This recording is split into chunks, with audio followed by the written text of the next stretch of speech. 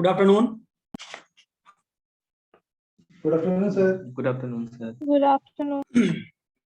तो आज हम लोग रिप्रोडक्टिव जो बचा है उसको हल्का सा जल्दी से खत्म करके इस पूरे यूनिट का क्या कर लेते हैं, एक क्वेश्चन कर लेते हैं रैपिड फायर। ठीक है,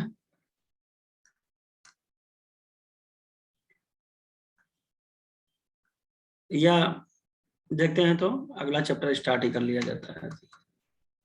जल्दी से हम लोग इसको फिनिश करते हैं। सर नेटवर्क सही नहीं है क्या आपका? एक मिनट को वीडियो कर, ऐसा तो नहीं है। अब बताओ, सही आ रही है आवाज? वॉइस क्लियर है सबको?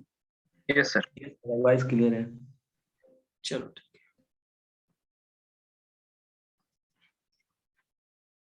तो कल हम लोगों ने बैरियर मेथड पढ़ लिया था। आईओडी सबसे एक क्वेश्चन आता है ना, मोस्ट एक्सेप्टेड मेथड कौन सा होता है? आईओडी। पक्का? अब जरा बताओ, कॉपर रिलीजिंग और एक होता है हार्मोन रिलीजिंग। तो मैं फंक्शन बोलता हूँ, बताना किसका होगा। फैगोसाइटाइज स्पर्म और suppresses sperm motility and fertilising capacity. Copper releasing का आईओडी तो होगा ही, लेकिन कौन सा ग्रुप? Copper releasing. और कौन होगा जो make uterus unsuitable for implantation and cervix को होस्टाइल बना देगा? Hormone releasing. और LNG-20 का फुल फॉर्म LNG का क्या होता है? लियोनोगेस्ट्रॉल।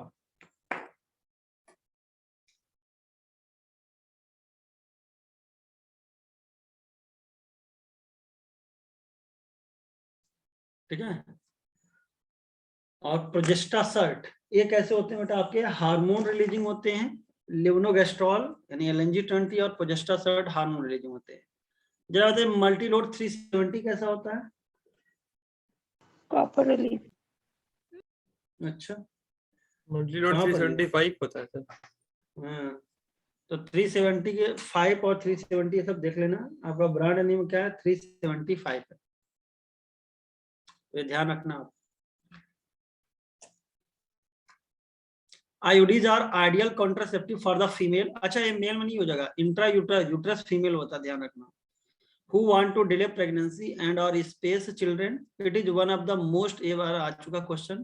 It is one of the most widely accepted methods of contraception in India. OCP, oral contraceptive pills अब आता है, ये दवा खाने वाली बात कर रहे हैं।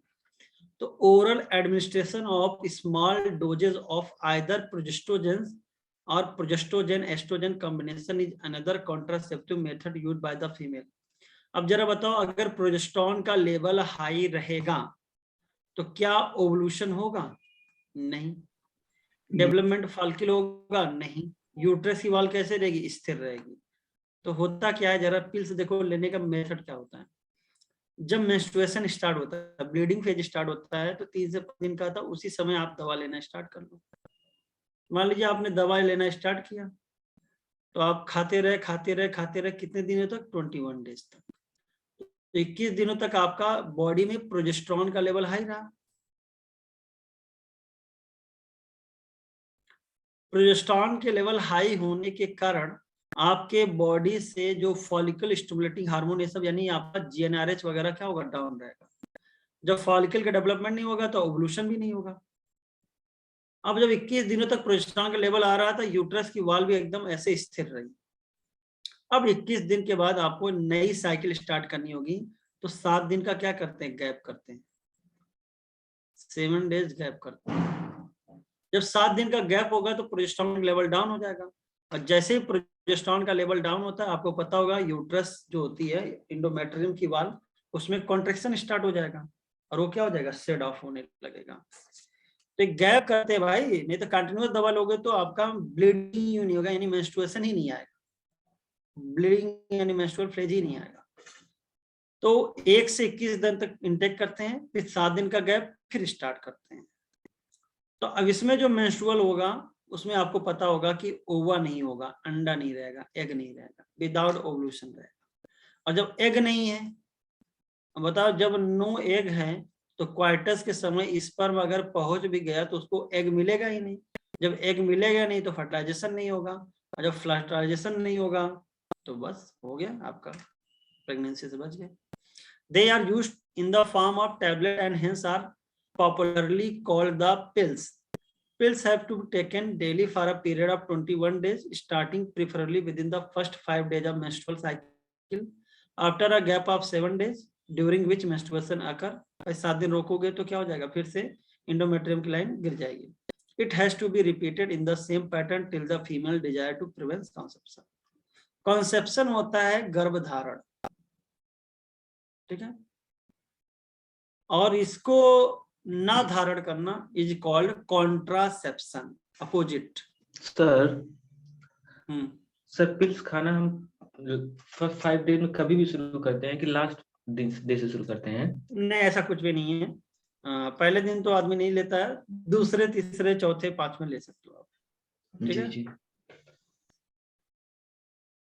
दे इनहिबिट ओवुलेशन, देखो लिखा है दे इनहिबिट ओवुलेशन इन इम्प्लांटेशन एज वेल एज. अब देखो भाई, एक्सेप्शन इज एवरीवेयर. मान लो किसी कारण से हो सकता है एग बन गया, ओवुलेशन भी हो गया, तो इम्प्लांटेशन नहीं होने देगा.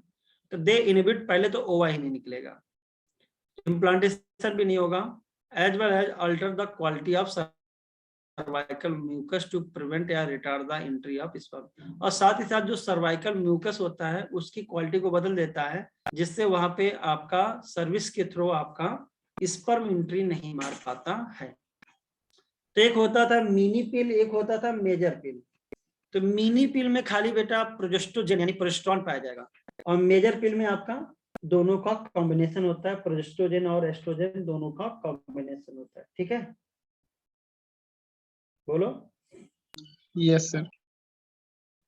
और फंक्शन याद होना चाहिए, 4 वे में करेगा. इनहिबिशन ऑफ ओवुलेशन करेगा, सर्वाइकल पीएच को कम कर देगा, एंडोमेट्रियम की वाल को इनसुटेबल बना देगा फॉर इम्प्लांटेशन. ये ओसीपी का भी फंक्शन होता है. और हार्मोन रिलीजिंग आईओडी में भी आपको पता होगा प्रोजेस्ट्रोजन एस्ट्रोजन दिया जाएगा, हार्मोन तो वही होगा. तो लगभग फंक्शन देखो इसका भी हार्मोन रिलीजिंग वाले आईओडी से मिलता जुलता रहता है, क्योंकि हार्मोन रिलीजिंग वाला भी ऐसे काम करता है, सर्विस को हॉस्टाइल बना देता है, इम्प्लांटेशन के लिए यूट्रस को अनसुटेबल बना देता है. अब एक्चुअली ये कैसे है बेटा, इनका नेचर कैसा जरा बताइए, प्रोजेस्टेरॉन एस्ट्रोजन का केमिकल नेचर.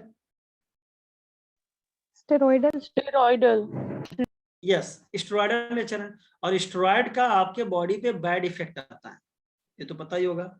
यानी ये तो ठीक है, चलो कोई दिक्कत नहीं है, दवा लेने से आप अपना एक मेथड कॉन्सेप्शन से बच जाओगे, गर्भधारण नहीं होगा, लेकिन हो सकता है इसका साइड इफेक्ट भी आए, ठीक है. सबसे बड़ा एक होता है कि इंट्रावेस्कुलर क्लॉटिंग हो सकती है,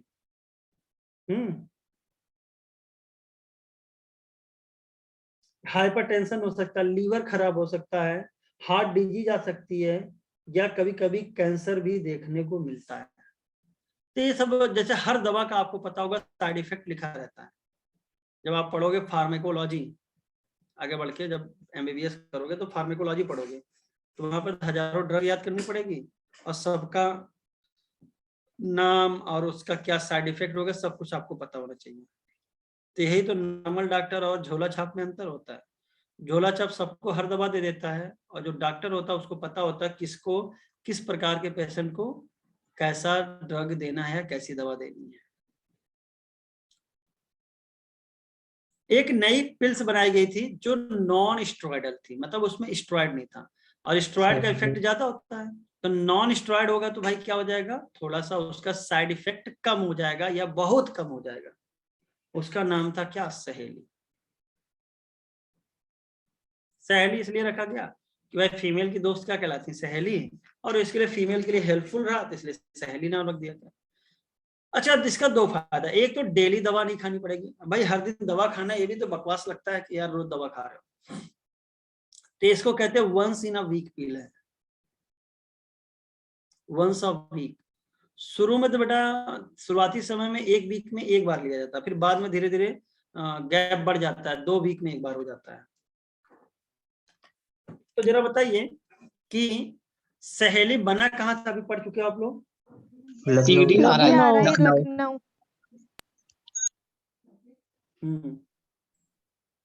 और ये जो नॉन स्टेरॉइडल प्रिपरेशन, यानी ये जो प्रिपेयर किया गया था, स्टेरॉइड नहीं था, उसका नाम होता है सेंटक्रोमैन. सेंटक्रोमैन. ठीक है.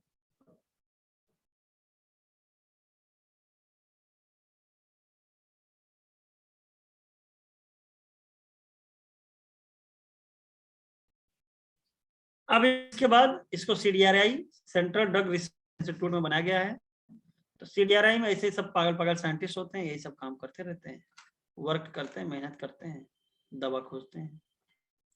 हमारा एक भतीजा है, वो भी वहीं पे है, पागल है एकदम। पागल मतलब कि दिन भर उसी में लगे रहते हैं वो लोग, पता नहीं क्या क्या टिटिम्मा करते रहते हैं, दवा ढूंढते रहते हैं। Progestogens alone or in a combination with estrogen can also be used by females as injection or implants under the skin. अब धीरे धीरे एडवांसमेंट आ रहे, धीरे धीरे मेथड बदलते जा रहे हैं। अकेला प्रोजेस्टेरोन या उसके कॉम्बिनेशन को मिला के एक तो इंजेक्शन के जरिए फीमेल लेती है, या क्या कर लेती है, अपने स्किन के सबक्यूटेनियस स्किन के बिलो एक इम्प्लांट, जैसे ये देखो दिखा रखा, एक तीली नुमा माचिस की है, ये इम्प्लांट है, इसको स्किन के अंदर लगा लिया। अब इससे धीरे धीरे क्या निकलता रहेगा, हार्मोन निकलता रहेगा और ब्लड में जाता रहेगा। तो यानी एक बार ले ली तो 5 साल की छुट्टी माना जाता है इम्प्लांट्स में, पता है। इसको कभी कभी नॉर प्लांट्स भी बोलते हैं। अंडर द स्किन लगाया जाता है और ये सिंथेटिक प्रोजेस्टेरोन होते हैं। ये जैसा काम आपका OCP ओरल कंट्रासेप्टिव पिल करता है, सेम उसी प्रकार का करता है, बस अंतर क्या रहा, उसको दवा रोज लेना पड़ता है, इसमें स्किन के अंदर लगा है तो धीरे धीरे धीरे धीरे आपके बॉडी में निकलता रहता है। कितने साल के छुटकारा हो सकता है, चाहो तो लिख लो 5 years।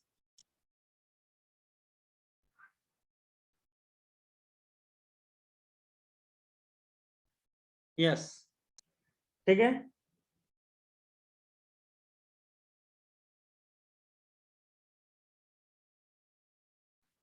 अच्छा देखो, ये देखा लिखा है ना, जरा गिनो कितना कैप्सूल है, देखो कितना अच्छा एनसीईआरटी रखती है, मजा आ जाता है इसको देख के। 6 यहाँ है पे 6 है और ये 6 के 6 डाला जाता है, एक नहीं, ये स्किन के अंदर 6 के 6 इंसर्ट किए जाते हैं। सर, साथ में सब इकट्ठे? हाँ हाँ हाँ साइड इफेक्ट भी उतना ही होता होगा? हाँ होता है, लेकिन तुम करोगे तो हो जाएगा, डॉक्टर करता है ना। और ये inner arm above the elbow, ठीक है, 5 साल तक इसे निकलता रहेगा। अब जरा बताओ, जो वुमेन में इम्प्लांट लगता है तो हार्मोन का लेवल हमेशा लगभग लगभग ज्यादा होगा, तो यानी उसमें पीरियड होगा नहीं तो इरेगुलर हो जाएगा। अब जब चाहता हो इसको रखे रहो, जब तुम्हें बच्चा चाहिए तो यहाँ से रिमूव कर दो, निकलवा दो देर। लेकिन अभी इसको हर कोई अपनाता नहीं उतना, इसलिए क्योंकि भाई जहां सर्जरी की बात आती है लोग उतना यूज नहीं करते हैं। अंडर द स्किन IUD ज्यादा एक्सेप्टेड है। Their mode of action is similar to that of pill and their effective period are much longer. बस अंतर क्या हो गया कि भाई जब तक दवा खाओगे तब तक हार्मोन का लेवल ज्यादा होगा, ये स्किन के अंदर है तो कंटिन्यूअस के अंदर बॉडी के अंदर प्रोजेस्टेरोन या इसका कॉम्बिनेशन निकलता रहेगा। अब एक कहा गया कि अगर आप कैजुअल या अनप्रोटेक्टेड इंटरकोर्स हो या किसी रेप, इन सब चीजों में चांसेस ऑफ कंसेप्शन बढ़ जाता है, तो कहते हैं कि ऐसे केसेस में कॉन्सेप्शन यानी गर्भधारण से बचने के लिए आपका यूज किया जाता है, उसको बोलते हैं इमरजेंसी कॉन्ट्रासेप्टिव पिल, ठीक है। अनवांटेड 72। हाँ, अनवांटेड 72 इस टाइप का, बड़ा पता है ब्रांड नाम तुमको। Their mode of action is similar to that of pills and their effective period, हाँ एडवर्टीजमेंट में आता है, periods are much longer. Administration of progestogen या progestogen estrogen combination or IUDs within 72 hours of, ये word याद होना चाहिए, या तो IUD यूज कर लो या तो दवा यूज कर लो, लेकिन कितने घंटे के अंदर यूज करना होता है क्वाइटस के, 72 आवर्स के अंदर, यानी 72 घंटे के अंदर ही यूज करना होता है। तो कहते हैं इसको जब यूज करोगे तो आपका क्या हो जाएगा, प्रोजेस्टेरोन का लेवल हाई हो जाएगा, तो वहां पे क्या हो जाएगा भाई, आपका ओव्यूलेशन इनहिबिट हो जाएगा। जब ओवाई नहीं निकलेगा तो आपका कहाँ से वो फर्टिलाइजेशन होगा।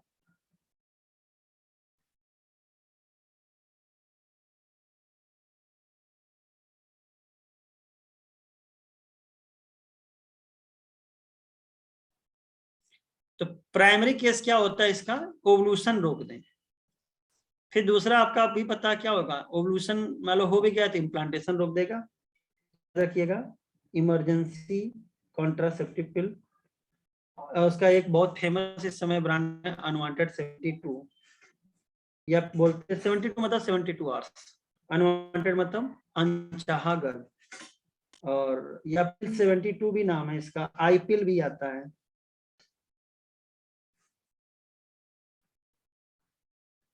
अब ये तो मेथड्स रहे आपके। इसका अच्छा, इसका दूसरा नाम होता है इमरजेंसी कॉन्ट्रासेप्टिव पिल का नाम होता है मॉर्निंग आफ्टर पिल्स भी बोलते हैं इसको। लास्ट मेथड क्या है, स्टेरिलाइजेशन। अब देखो स्टेरिलाइजेशन में क्या होता है भैया, टेस्टिस में क्या बनता है आपका, स्पर्म बनता है, आगे बढ़ता है वास डिफरेंस के जरिए। अब लोगों ने कहा कि ऐसा करो, वास डिफरेंस को कट करके अलग अलग बांध दो। अब यहाँ पे स्पर्म क्या होगा, यहीं पर रुका रहेगा, आगे बढ़ नहीं पाएगा, ना यूरेथ्रम पहुंच नहीं पाएगा। तो वास डिफरेंस को कट एंड टाइट किया गया है। तो वास के लिए आता वैस और टोमी मतलब कट, तो इसको क्या बोलते थे, वैसेक्टोमी। और सबसे बड़ा क्वेश्चन यही आता था, what is vasectomy. Fallopian tube को कट एंड टाइट किया गया, तो ट्यूब को कट किया गया तो इसका नाम होता था ट्यूबेक्टोमी। स्टेरिलाइजेशन क्यों हुआ, क्योंकि यहाँ पे गैमीट ट्रांसफर को क्या कर दिया जा रहा है, ब्लॉक कर दिया जा रहा है, ट्रांसपोर्टेशन को प्रिवेंट किया गया। और अगर बताओ एक बार काट के इसको, इसमें तो यानी कैसा होगा, सर्जिकल प्रोसीजर हो गया, और काट के अलग कर दिया जाता है और इसके बाद बांध दिया जाता है। तो जरा बताइए क्या इसका चांस रिवर्सिबिलिटी का है कि नहीं है? नहीं है सर। Very no sir. और इसलिए इसको टर्मिनल मेथड मानते हैं, आइडियल कॉन्ट्रासेप्टिव में नहीं रखते, क्योंकि आइडियल कॉन्ट्रासेप्टिव ये होना चाहिए कि सेफ हो, इफेक्टिव हो, इजी टू यूज हो, और कैसा होना चाहिए, रिवर्सिबल होना चाहिए। फ्रेंडली। तो safe, effective, easy to use and reversible होना चाहिए। But this surgical method is not reversible, यानी वेरी पुअर रिवर्सिबिलिटी होती है, और साथ ही साथ सर्जिकल मेथड है, यानी डॉक्टर के जैसे होती है, तो इसको सब टर्मिनल मेथड की तरह यूज करते हैं। लेकिन सबसे ज्यादा इफेक्टिव यही है, हाईली इफेक्टिव। कहते हैं कि 100 में से rare of the rare 1% 2% chances होता है कि रिवर्सिबल हो, नहीं तो रिवर्सिबल नहीं होता। लेकिन इतना हाईली इफेक्टिव होने के बाद भी सबसे लास्ट में इसको ऑप्ट किया जाता है, just because of poor reversibility. क्योंकि इसको ऑप्ट करने का मतलब, अब वो जो कपुल है उनके बच्चे होंगे कि नहीं होंगे, नहीं हो सकते।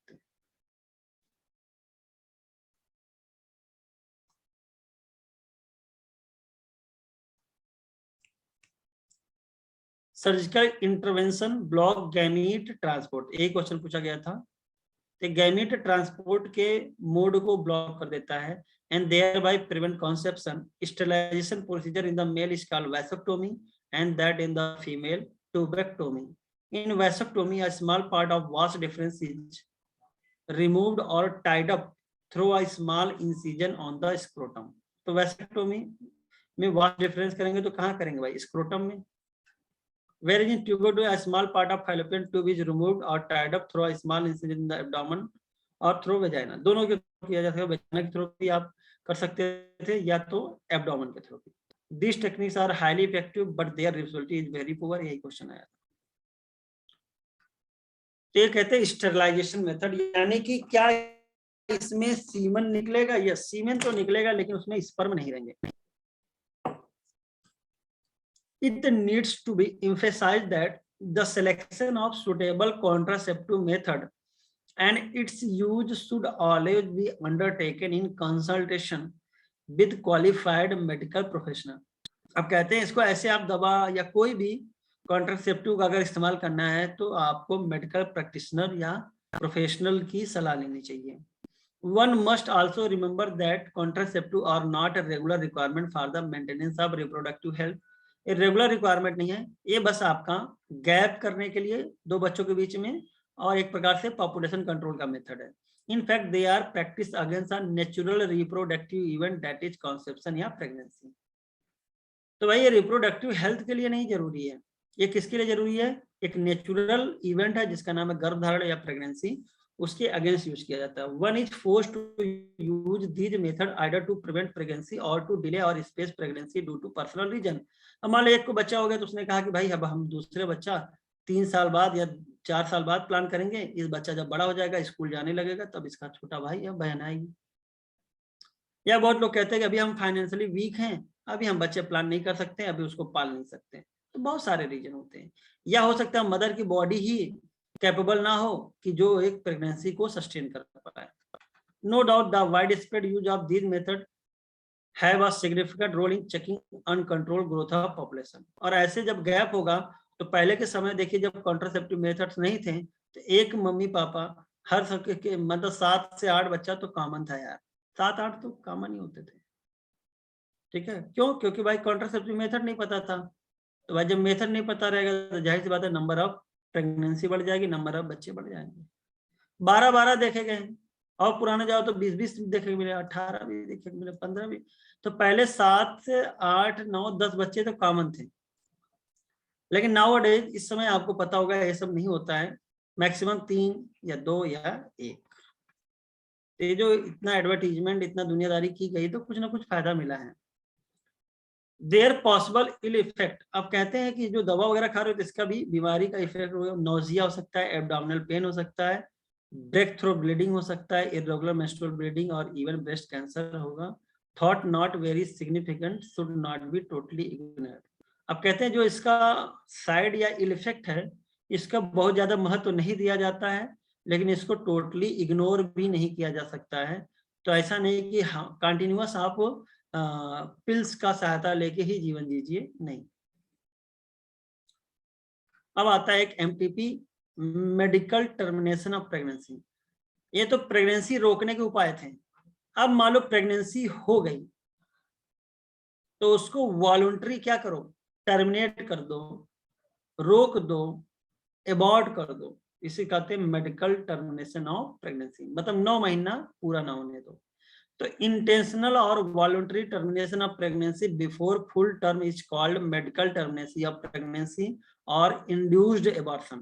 तो एक होता है नॉर्मल एबॉर्शन. नॉर्मल एबॉर्शन में कहा जाता है कि भाई मान लो किसी कारण से हो सकता है कि कई लोगों को आप लोगों ने देखा होगा कि कंसेप्शन होने के बाद भी कुछ समय बाद उनका अपने आप बच्चे का एबॉर्ट हो जाता है, यानी वो बच्चा सस्टेन नहीं कर पाता.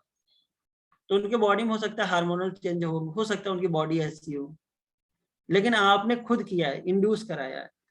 Nearly 45 to 50 million MTPs are performed in a year all over the world, which account to 1/5 of the total number of conceived pregnancy in year. तो कहते हैं कितने MTPs एक साल में पूरे वर्ल्ड में होता है? 45 to 50 मिलियन, यानी 4.5 से 5 करोड़.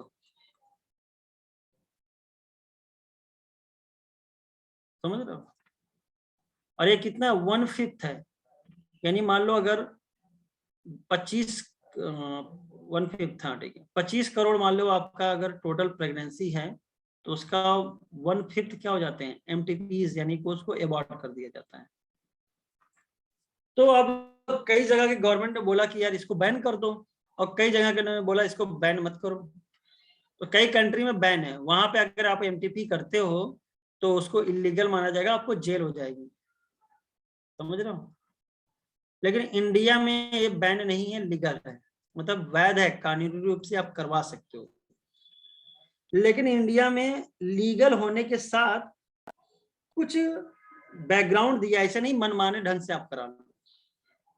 आपको कुछ इसके दिखाना पड़ेगा कि आप एमटीपी क्यों करा रहे हो, मतलब एक जेन्युइन रीजन बताना पड़ेगा, तभी लीगल है, नहीं तो लीगल नहीं है.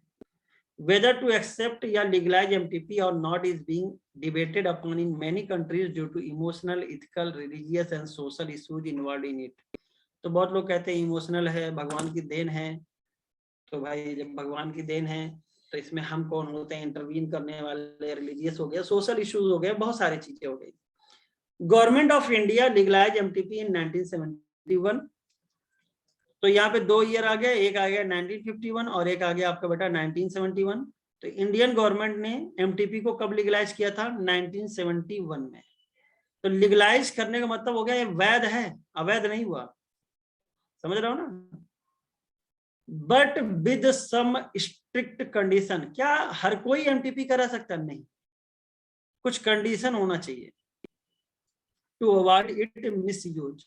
सबसे बड़ा मिसयूज क्या होता है इसका? फीमेल चाइल्ड को मारने वाला। पता चलता कि फीमेल है, क्या कर लेते हैं? उसको मार देते हैं, क्योंकि वैध था एमटीपी। तो लीगलाइज तो किया है, यानी एबॉर्शन कराना आपका लीगल है।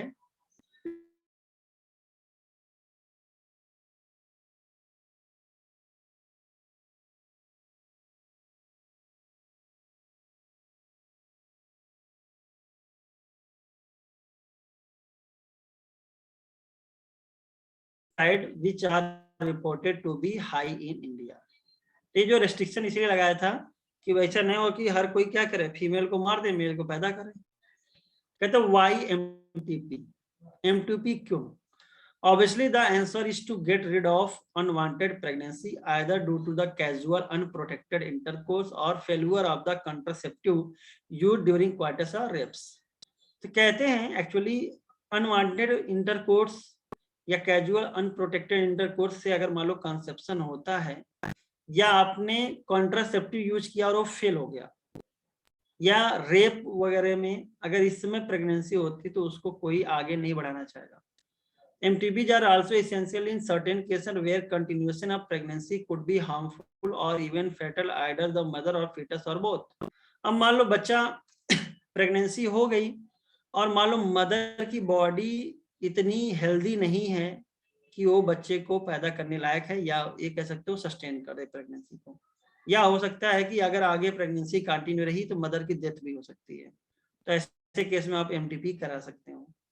या जो बच्चा है उसको हो सकता है सीरियस बीमारी हो, जेनेटिकल डिसऑर्डर हो, या हो सकता है आगे चल के वो सर्वाइव ना कर सकता हो, कोई एबनॉर्मलिटी हो, ऐसे केसेस में भी आप MTP कर सकते हो।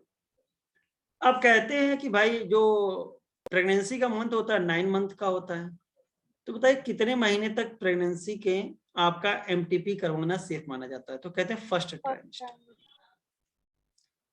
क्योंकि मैंने बताया 1-3 महीने तक का जो बेबी का साइज होता है वो आपके फिंगर के बराबर होता है। जो आप एक उंगली रखते हो, एक आपकी उंगलियों के बराबर होता है, 3 इंच। तो MTBs are considered relatively safe during the first trimester, that is up to 12 weeks of pregnancy। तो लोग कहते हैं क्या सेकेंड ट्राइमेस्टर यानी कि तीसरे के बाद चौथा महीना 5वां महीना नहीं करा सकते? तो कराया जा सकता है, लेकिन उसके लिए फिर आपको 2 डॉक्टर की सलाह लेनी पड़ेगी। यहाँ पे एक डॉक्टर कर देगा क्योंकि सेफ है, उतना ज्यादा रिस्क नहीं है। लेकिन जैसे जैसे आपको पता होगा टाइम बढ़ेगा वैसे वैसे फिटस का साइज बढ़ेगा, तो रिस्की हो सकता है। Second trimester abortion are much more riskier. One disturbing trend observed is that a majority of MTBs are performed illegally by unqualified quacks, which are not only unsafe but could be fatal too। अब अगर किसी को MTP कराना होता है तो doctor के पास नहीं जाता, क्वालिफाइड के पास नहीं जाएगा, क्योंकि क्वालिफाइड तमाम तरह के तुमसे क्वेश्चन पूछेगा। तो लोग ऐसे केस में क्या करते हैं, इलीगल रूप से अनक्वालिफाइड क्वैक्स यानी झोला छाप डॉक्टर के पास चले जाते हैं। उसको पता कुछ नहीं होता, उसको जो भी सीखा साखा है किसी डॉक्टर से या जैसे भी वो कर देता, जो अनसेफ होता है, या हो सकता है कि कभी कभी मौत भी हो जाती है। Another dangerous trend is the misuse of amniocentesis to determine the sex of the unborn child। अब भैया एक टेक्निक थी एमनियोसेंटेसिस करा लो। एमनियोसेंटेसिस से तुम्हें क्या पता चलेगा फीमेल है कि मेल है? सपोज आपका फीमेल है तो लोग क्या कर लेंगे, MTP करा लेंगे। Frequently if the foetus is found to be female it is followed by MTP। This is totally against what is legal. जो लीगल है उसके क्या है, एक खिलाफ है। तो such practices should be avoided because these are dangerous both for the young mother and the fetus। ऐसी चीजों को रोकना चाहिए क्योंकि हानिकारक है, नुकसानदेह, खतरनाक है मदर के लिए भी और फीटस के लिए भी। Effective counselling on the need to avoid unprotected coitus and the risk factor involve in illegal abortion as well as providing more health care facilities could reverse the mentioned unhealthy trend। ऊपर जो trend है उसको आपको बताना पड़ेगा, लोगों को सिखाना पड़ेगा, तब चीजें सही होंगी। बस खत्म, इतना ही है। तो एमटीपी लीगलाइज हुआ था 1971 में। फर्स्ट ट्राइमेस्टर में क्या था आपका, सेफ माना जाता है, यानी 12 वीक तक। उसके बाद सेकंड ट्राइमेस्टर में मच रिस्कियर होता है। और ईयर याद होना चाहिए 1971। और 1971 में आपको पता होगा एक और साइंटिस्ट थे, कौन थे, टीओ डायनर। कहाँ पढ़ा है? Biological classification. Yes. Sexually transmitted infections, STIs, infection or diseases which are transmitted through sexual intercourse are collectively called sexually transmitted infections। या इसको हम लोग बोलते हैं वेनरियल डिजीज या बोलते हैं RTI। RTI का फुल फॉर्म क्या होता है, रिप्रोडक्टिव ट्रैक्ट इन्फेक्शन। ठीक है। अब कुछ एग्जांपल दिए हैं, यहां से क्वेश्चन क्या बनता है, सबसे बड़ा क्वेश्चन ये बनता है कि कौन बैक्टीरियल है, कौन वायरल है, कौन प्रोटोजोन है। पहला क्वेश्चन तो ये। दूसरा क्वेश्चन ये बनता है कि आपका यहाँ पे कौन कंप्लीटली क्वेरेबल है और कौन कंप्लीटली क्वेरेबल नहीं है।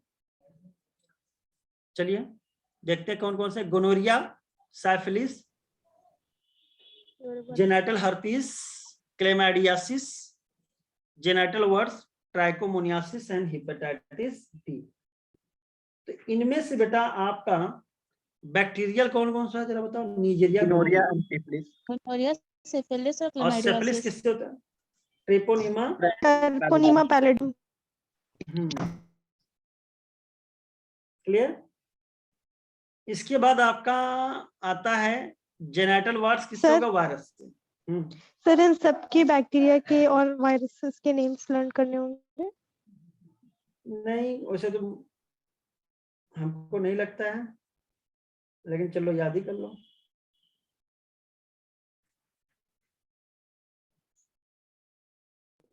सर एनसीईआरटी में नहीं है तो।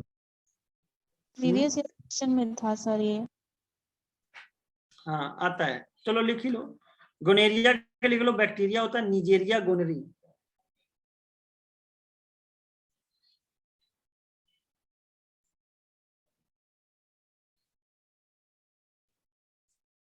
निजेरिया गोनरी। सर कॉलम बना के लिख दीजिए सर, स्क्रीनशॉट ले लेंगे। ठीक।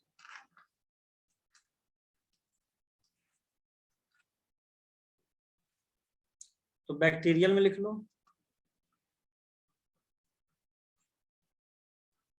पहला आया गोनेरिया,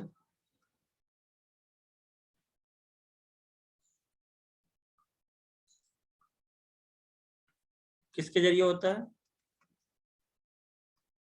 नीजेरिया गोनोरी। निजेरिया गोनरी। दूसरा होता है साइफिलिस। ये होता है ट्रिपोनिमा। पैलिडम। किससे होता है, हाँ बैक्टीरिया से होता है। क्या नाम होता है, Treponema pallidum. Pallidum.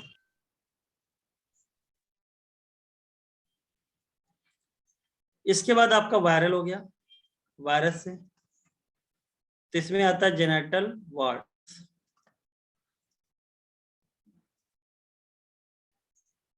Genital wards होता है आपका, किससे होता है, बोलिए। नहीं पता, यस सर नहीं पता। पैपिलोमा और ह्यूमन Human HPV लिख लो, papilloma। सिंपल सा। Yes. Human papilloma virus. Human papilloma virus HPV 60। फिर यहीं से आता है जेनिटल हर्पीज।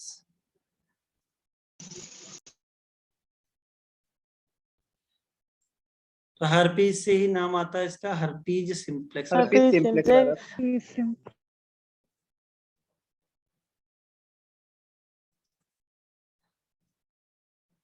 जेनिटल वार्ड्स हो गया, जेनिटल हर्पीज हो गया। इसके बाद आपका आता, नहीं वायरल नहीं है, क्लेमाइडिया ग्रुप अलग है आपका। इसके बाद आता है आपका एड्स। एड्स का कौन वायरस होता है? HIV। किससे होता है? HIV वायरस है, नाम होता है HIV वायरस का, याद रखना। और एड्स बीमारी का नाम है, ध्यान रखना। Clear? Yes sir. Yes sir. और एक क्लेमाइडिया से होता है, क्लेमाइडिया एक ग्रुप बनता है, उससे होता है। कौन होगा? Chlamydiasis. Yes yes sir. Sir bacteria में नहीं और आता है। उसके बाद आपका आता प्रोटोजोन, हाँ कह सकते हो, बैक्टीरियल कह सकते हो। क्लेमाइडिया बैक्टीरिया का एक ग्रुप है, कह सकते हो। ओके तो लिख लो उसको अलग से, क्लेमाइडिया। Chlamydia लिख लो trachomatis। लिख लो बैक्टीरियल ग्रुप होता है। ये किससे होता है? Chlamydia trachomatis.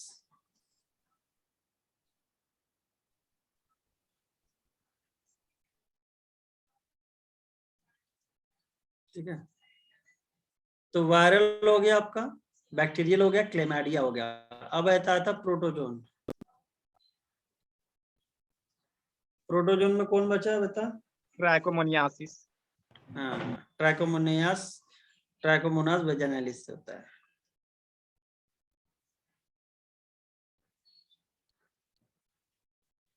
ये होता है आपका ट्राइकोमोनास वेजाइनालिस।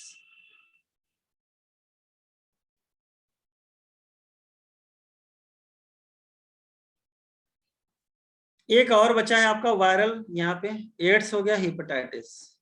हेपेटाइटिस। अब हेपेटाइटिस बेटा आपके कई होते हैं, हेपेटाइटिस बी होता है, हेपेटाइटिस सी होता है, लेकिन इसमें आपका हेपेटाइटिस बी इंपॉर्टेंट है। वो आपका लिख लेना, सेक्सुअली ट्रांसमिटेड में हेपेटाइटिस बी।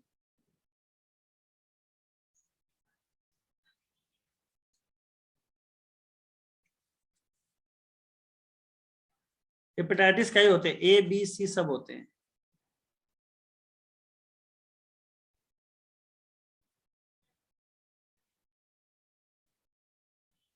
हाँ कैंक्रोइड भी है, हीमोफिलस डुक्रेई, वो छोड़ो, वो सब इतना याद कर लो, एनसीईआरटी वाला बहुत है।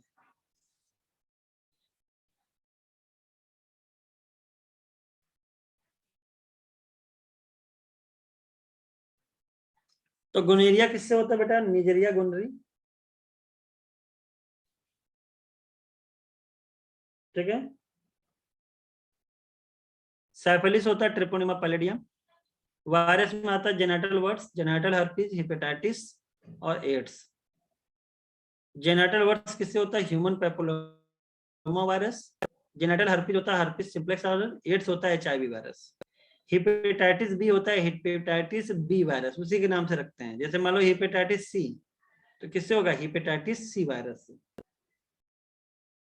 जब ह्यूमन हेल्थ पढ़ाएंगे तो वहां पे हेपेटाइटिस के बारे में बता देंगे आपको, फिलहाल भी नाम याद रखिए। अब कहते हैं इनमें अगर अर्ली डिटेक्शन हो जाए तो क्यूरेबल कौन कौन होंगे? 3 को छोड़ के। H वाले जो होते हैं वो खतरनाक होते हैं, जैसे कि हर्पीज, हेपेटाइटिस और HIV। ये 3 क्या हैं? Not completely curable. समझ रहे हो? अगर ये हो गया तो क्यूर नहीं होगा, क्योर नहीं होगा। बाकी सारे क्या हैं? अगर अर्ली डिटेक्ट कर लिए जाएंगे तो क्या हो जाएंगे? क्यूरेबल। और यही क्वेश्चन सबसे ज्यादा पूछा जाता है कि कौन कंप्लीटली क्यूरेबल है और कौन कंप्लीटली नॉट क्यूरेबल है। some of the infection like hepatitis B and HIV can also be transmitted by sharing of injection या needles. इनमें से कुछ होते हैं जो एक तो STI के थ्रू का, कुछ ऐसे होते हैं जो ब्लड ट्रांसफ्यूजन या निडल वगैरह इसके जरिए भी हो सकते थे। पॉइंट याद होना चाहिए, बाकी डिटेल में आएगा। सर्जिकल इंस्ट्रूमेंट हो गया, इंजेक्शन निडल हो गया या रेजर ब्लेड हो गया, इन सब से भी होगा। With infected person, transfusion of blood से और from an infected mother to foetus to,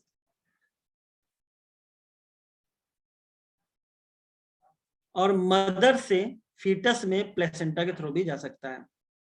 और आगे की line very very important line, except for hepatitis B, genital herpes and HIV infection, मतलब H वाले छोड़ के आपका other disease are completely curable. कब? If detected early and treated properly. भाई अर्ली डिटेक्शन बहुत जरूरी है। कोई भी बीमारी अगर लेट डिटेक्ट होती है तो आपके लिए नुकसानदेह होगी। मान लो सर्दी खांसी जुकाम ही तुम्हें साल भर चली, बाद में डॉक्टर पास गया, डॉक्टर नहीं कहेगा अभी तक क्या कर रहे थे।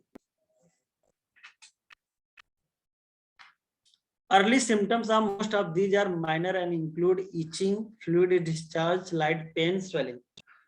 जो शुरुआती सिम्टम्स होते हैं इसके बहुत छोटे छोटे होते हैं, जिसको लोग अवॉइड भी कर लेते हैं। जैसे कि minor, early symptoms of most of these are minor होते हैं, जैसे इंक्लूड ईचिंग, जेनिटल एरिया में क्या होने लगेगा, ईचिंग होने लगेगी।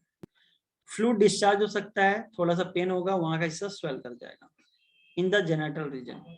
Infected females may often be asymptomatic and hence may remain undetected for long. Female में STI के चांस ज्यादा होते हैं compare to mail.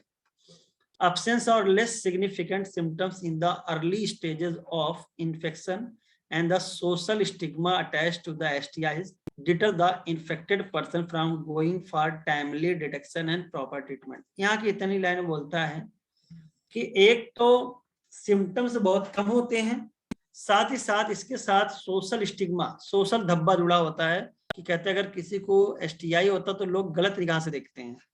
That is called social stigma attached to the STI deter the infected person from going for, मना कर देता है या उसके मन में डर आ जाता है कि वो प्रॉपर डॉक्टर के पास ट्रीटमेंट के लिए जा पाए। This could lead to complication later. अब जब शुरुआती स्टेज में नहीं गया, जब एकदम बहुत ज्यादा प्रॉब्लम हो जाएगी तब वो जाता है, तो लेटर स्टेज में क्या आ जाता है, बीमारी बढ़ जाती है, विच इंक्लूड PIC, PID बोलते हैं पेल्विक इन्फ्लेमेटरी डिजीजेस, यानी पेल्विक रीजन में आपको इन्फ्लेमेटरी यानी स्वेलिंग आ जाएगी, पेनफुल हो जाएगा एरिया। एबॉर्शन भी हो सकता है। अगर बच्चा होगा तो बच्चा कैसा पैदा होगा, मरा हुआ बच्चा पैदा करना, that is called still birth. बच्चा पैदा हुआ लेकिन कैसा था, मरा हुआ। And ectopic pregnancy, ectopic pregnancy क्या होती है? Pregnancy other than uterus. Uterus. Implantation other than YouTube. Implantation आपका होगा लेकिन यूट्रस में ना होगा। मान लो कैसा हो गया, फैलोपियन ट्यूब में, बहुत खतरनाक केस हो जाता है भाई। फैलोपियन ट्यूब में बच्चा बड़ा होगा, मर जाएगी मदर। इनफर्टिलिटी और इवन कैंसर, इनफर्टिलिटी भी हो सकता है और even cancer of the RTI reproductive tract. तो व्हाट इज इनफर्टिलिटी, क्या होता है भाई?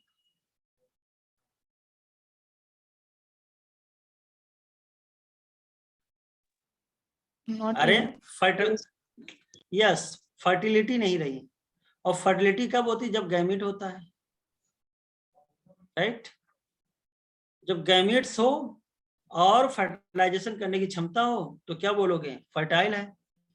और अगर गैमीट ना हो या तो, और हो तो क्या हो, क्षमता ना हो फर्टिलाइजेशन करने की, तो उसको बोलते हैं इनफर्टिलिटी। तो एक वर्ड होता है इनफर्टिलिटी और एक होता है इम्पोटेंसी। ये दोनों वर्ड अंतर है।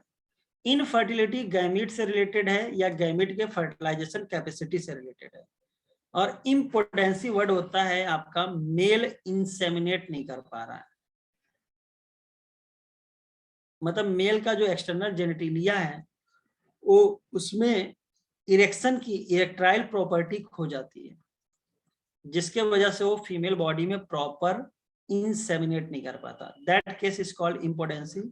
और इनफर्टिलिटी मतलब क्या होता है, गैमीट से रिलेटेड होता है, ध्यान देना। सर इनफर्टिलिटी को स्टेराइल बोल सकते हैं। स्टेराइल मतलब होता है स्टेराइल कंडीशन में आपका 100% गैमेट नहीं बनेगा, ठीक है, या गैमेट नहीं जाएगा, वो स्टेराइल कंडीशन होती है। और इनफर्टिलिटी में आपका गैमेट बन भी सकता है, गैमेट नहीं भी बन सकता है, और जो गैमेट होगा उसके अंदर फर्टिलाइज करने की क्षमता नहीं होगी। जैसे मान लो स्पर्म बना लेकिन उसकी मोटाइल ही नहीं रहा, तो बताओ कोई काम कर रहा? काम कर नहीं रहा। STIs are major threat to a healthy society. Therefore, prevention of early detection and cure of these diseases are given prime consideration under the reproductive health care programs. Though all persons are vulnerable to these infections, कहते खतरा तो सबको है, but their incidences are reported to be very high among persons in the age group of 15 to 24 years. देखो खतरा तो सबको है, लेकिन इसका चांसेस किसको ज्यादा होता है? 15 से 24 साल के एज ग्रुप में, क्योंकि ये जो साल होता है ना 15 से 24, आदमी यहाँ पे रिस्क टेकिंग प्रॉपर्टी बहुत ज्यादा होती है, बंदा रिस्क बहुत ले सकता है। अब फिर लिखा the age group to which you also belong, जिस एज ग्रुप में आप सब बिलोंग करते हो। There is no reason to panic, अब डरो मत भाई, बिकॉज प्रिवेंशन इज पॉसिबल, रोकथाम इसका पॉसिबल है। One could be free of these infection by following the simple principal given below. अगर आपको ऐसे इन्फेक्शन से बचना है तो कुछ प्रिंसिपल का फॉलो करिए, आपको STI नहीं होगा। सबसे पहले avoid sex with unknown partner या मल्टीपल पार्टनर। अगर कोई आपका पार्टनर अननोन है उसके साथ सेक्स को अवॉइड करिए, या एक से ज्यादा पार्टनर के साथ सेक्स को अवॉइड करिए। Always try to use condom during coitus.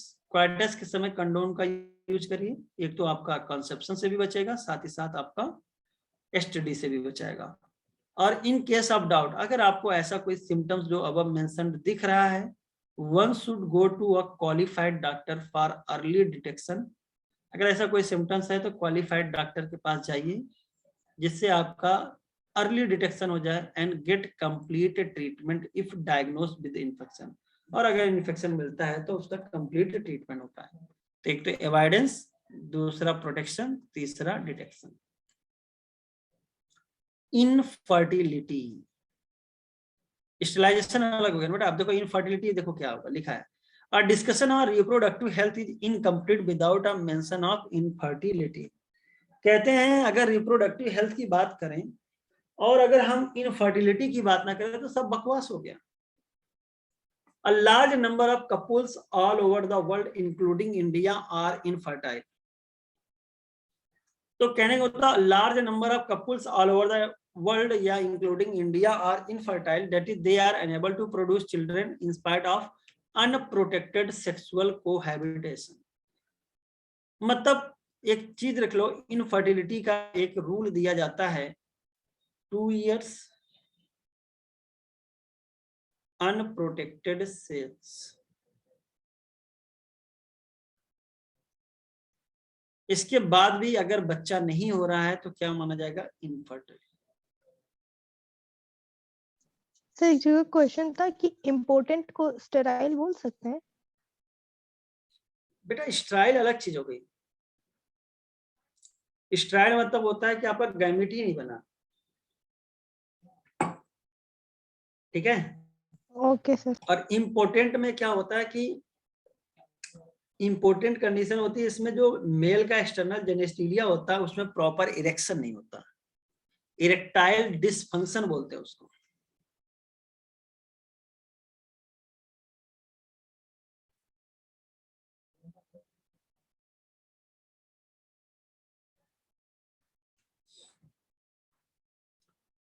तो बताइए इनफर्टिलिटी के लिए आपको ऐसा नहीं किसी एक दिन में बता लोगे इनफर्टाइल है। देखो फर्टिलाइजेशन हो रहा है कि नहीं हो रहा है।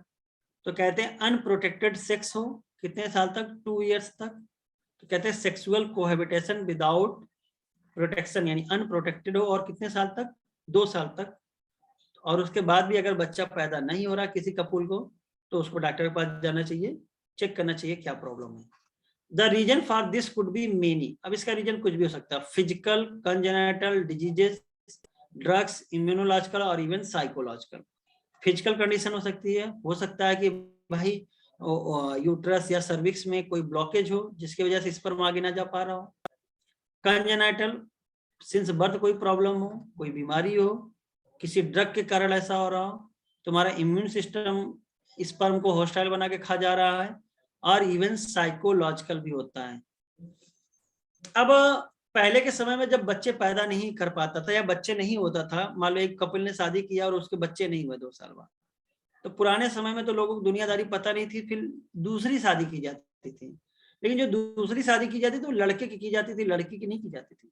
यानी किसको ब्लेम किया गया? फीमेल को। लोग हिंदी में बोलते थे बांझ, एक सोशल स्टिग्मा था, बांझ बोलते तो बांझ है यानी इनफर्टाइल है, तो ये फीमेल को ब्लेम किया जाता था।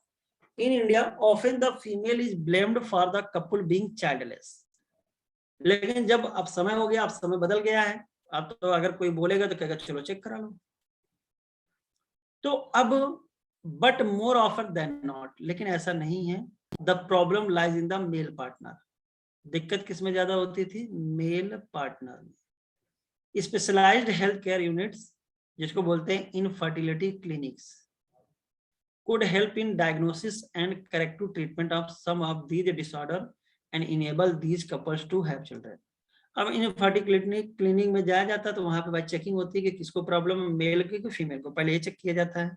दोनों को प्रॉब्लम तो दोनों की दवा चलती है, एक को है तो एक की चलती है। और आजकल के बाद लोग 4 से 8 शादियों में एक शादी यानी एक कपल को ये प्रॉब्लम है, हर कोई जा रहा है। या कह सकते हो डॉक्टरों को इस समय फर्जी का बता भी देते होंगे, कोई भरोसा नहीं। तो आप इतना याद कर लीजिए कि इनफर्टिलिटी क्लिनिक्स इसके लिए आशीर्वाद के रूप में है, अगर वो उसका मिसयूज ना कर रहे हैं। मालूम मेल फीमेल दोनों गए, मेल सही था, फीमेल में प्रॉब्लम थी, डॉक्टर ने सोचा यार दोनों की दवा चला दे, क्या करना है। उसने थोड़ा सा मेल को भी दवा दे दिया नॉर्मल वैसे टैबलेट वगैरह हेल्थ वाला, और फीमेल को देखा दोनों प्रॉब्लम है, कोई भरोसा नहीं। लेकिन ऐसा हर कोई नहीं करता है।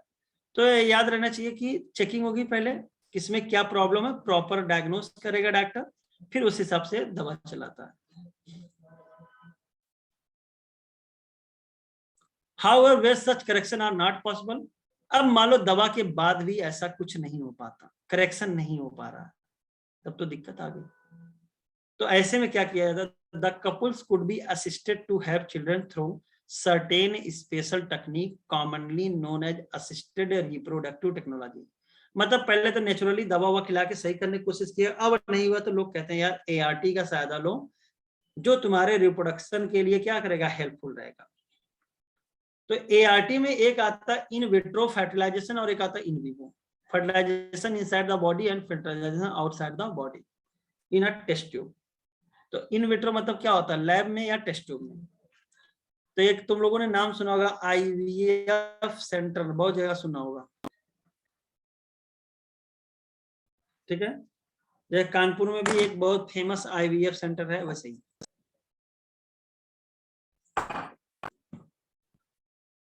तो IVF in vitro fertilisation outside the body in almost similar condition as that in the body. Body की जैसी कंडीशन होती है ठीक वैसी कंडीशन आउटसाइड द मीडियम बनाया जाता है। लेकिन बताओ फर्टिलाइजेशन के बाद जायगोट या एम्ब्रियो बनता है, क्या उसी टेस्ट ट्यूब में ही उसको बड़ा किया जाता है कि उसको फिर बॉडी में ट्रांसफर कर दिया जाता है? ट्रांसफर किया जाता है। हाँ, तो इसको पहले बोलते थे, एक प्रोग्राम बोलते थे टेस्ट ट्यूब बेबी प्रोग्राम। और जब हमने पहली बार सुना था तो जब हमको किसी ने बताया तो हमने कहा क्या टेस्ट ट्यूब में बच्चा पैदा कर रहे हैं? हम लोग बहुत छोटे बनने लगे हैं सर, तो इसको बोलते हैं नहीं अभी। तो टेस्ट ट्यूब बेबी प्रोग्राम को हम लोगों ने उस समय, ये हम इसकी बात कर रहे हैं टेस्ट ट्यूब बेबी प्रोग्राम, आज बन रहा होगा, मे बी हमने नहीं पढ़ा, हमको याद नहीं है, हो सकता है न्यूज आई हो सर। न्यूज तो टेस्ट ट्यूब, हाँ हम कहाँ कह रहे, हो सकता है क्योंकि साइंस तो वर्क कर ही रहा है हर चीज पे। लेकिन टेस्ट ट्यूब बेबी प्रोग्राम में आपका बस इन विट्रो फर्टिलाइजेशन, बाहर फर्टिलाइज करके कहते थे इस जायगोट को या एम्ब्रियो को भेज दो कहाँ पे, मदर की बॉडी पे। तो इन विट्रो फर्टिलाइजेशन के बाद क्या करते हैं, embryo transfer inside the body followed by embryo transfer is one of such method. In this method popularly कहते थे टेस्ट ट्यूब बेबी प्रोग्राम। ओवा फ्रॉम वाइफ या डोनर, वाइफ का ओवा ले लो या डोनर का ले लो।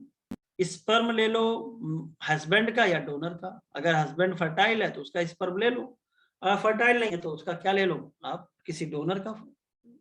Are collected and are induced to form zygote under simulated condition. Simulated condition आपको बताया था मैंने जब वो पढ़ाया था आपको इवोल्यूशन, बोला था ना सिमुलेटेड या सिमुलेशन एक्सपेरिमेंट, ठीक वही कंडीशन क्रिएट करना जैसी कंडीशन हो। तो मदर बॉडी में जो फर्टिलाइजेशन के लिए कंडीशन होती है ठीक वैसी कंडीशन लेबोरेटरी में बनाना इज कॉल्ड सिमुलेटेड कंडीशन। अब यहाँ पे एम्ब्रियो ट्रांसफर में दो आता है टेक्नोलॉजी, एक आता बेटा तुम्हारा जिफ्ट और एक आता तुम्हारा ईटी। जिफ्ट का फुल फॉर्म होता है जायगोट इंट्राफैलोपियन ट्रांसफर और ईटी का होता है एम्ब्रियो ट्रांसफर टेक्नोलॉजी।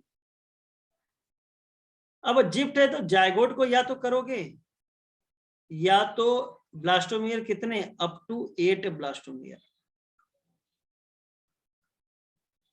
जायगोट या तो एम्ब्रियो विद वो भी कितने ब्लास्टोमियर 8, तो इसको कहां डालोगे, फैलोपियन ट्यूब में। और एक होता आईयूटी इंट्रा यूट्राइन ट्रांसफर, ये क्या होगा, मोर देन 8, और आपको पता है यही क्वेश्चन बनता है। मोर देन 8 ब्लास्टोमियर होगा तो कहां पे भेज देते हैं, यूट्रस में। तो ये तो दिमाग आपका करेगा कि भाई कम होगा तो फैलोपियन ट्यूब में भेज दो, नहीं तो क्या कर दो किसी। IUI अलग अलग है किस, वही एक चीज है। आई नहीं, अरे भाई देखो देखो पहले कराया गया IVF इन विट्रो फर्टिलाइजेशन,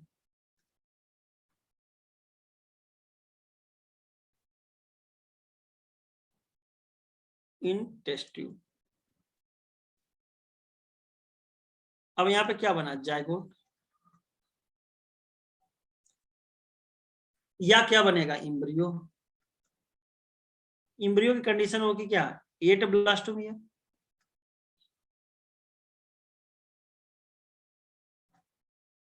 या मोर देन 8 ब्लास्टोमियर।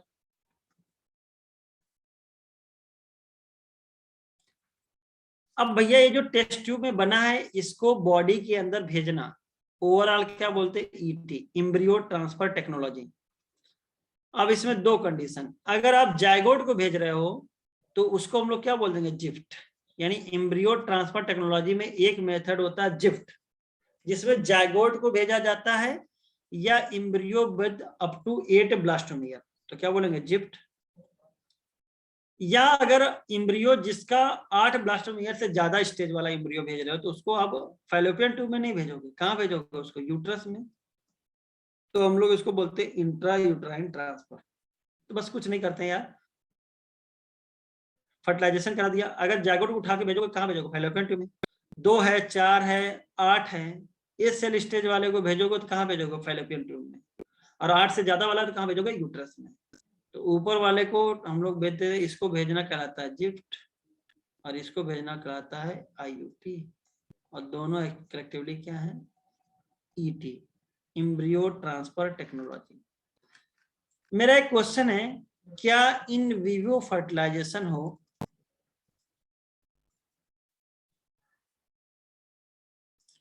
तो क्या आप एम्ब्रियो ट्रांसफर करा सकते हो?